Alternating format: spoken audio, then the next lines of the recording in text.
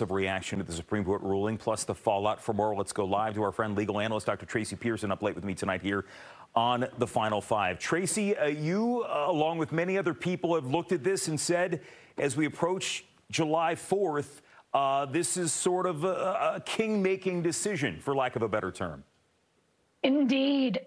Indeed. The Supreme Court has issued a mess. It's a mess of a decision. You knew how what the reaction was to Dobbs. Well, this is worse. This is a situation where justice used to be blind, except that now it isn't. It's got an eye out for whoever is the president and whoever is the president in their former capacity as well. Part of the issue is that while the president has largely had absolute immunity for official acts, for example, when they issue an order as commander-in-chief and kill someone, obviously we don't criminally prosecute the president. But under this rubric that the Supreme Court issued, the president is absolutely immune for what they call official acts. And they've defined that under the unitary executive principle, where the president is in charge of and controls the entire executive branch. So if I have a conversation as the president with the Treasury Secretary, and I say, I want you to tell the Mint to produce $3 trillion, and I want you to deliver it to me. Technically, that's an official act. And we can't look into the evidence, or we can't look into the intent. We can't use the evidence. And the president can go for a shopping spree. And that's the reality of this decision. Presidents are not immune from unofficial acts, so unofficial conduct. And what they've suggested is if you're a candidate for president, that isn't considered to be official acts. And then there's a middle ground. And it seems as though the prosecution in the New York case, as you mentioned, yes, he was not president at the time the Stormy Daniels situation initially broke, but the argument from the Trump campaign is that he directed Michael Cohen to make these payments, or at least to complete the cover-up after he was in office.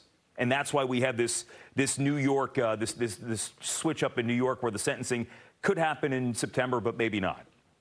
Well, Michael Cohen wasn't working for the White House, so he wasn't a member of the executive branch, and that testimony came out during the course of the trial. So I think Dan Goldman's right on point. But the reason why we have this switch up is because the Trump team has filed a letter requesting that the court review the decision, and in light of the Supreme Court's decision.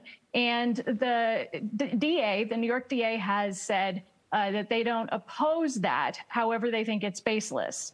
And so the court has issued an order saying a decision will be issued on the 6th. And the standard language that is always used in orders is that, you know, if there's a need for a sentencing hearing, it'll be on, I believe, the 18th of September. You know, as we see this, and again, there's that whole muddled ground as to what is official, what is unofficial, all of this uncertainty out there.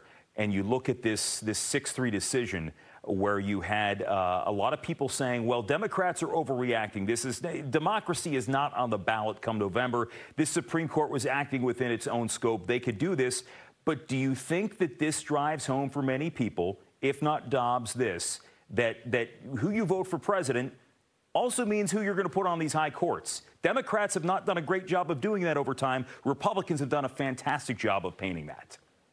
I think the Democrats are waking up to that reality. I think they understood it, or at least a large portion of them understood it in 2016, but her emails. So I think that this time around, it's far more clear, except there is this narrative out there about Joe Biden and whether it is meritless. My position is meritless. But we have to now go through all this mess. And I've described this, as you know, I've described this as sort of Hillarying Joe Biden. And I see it as bullying.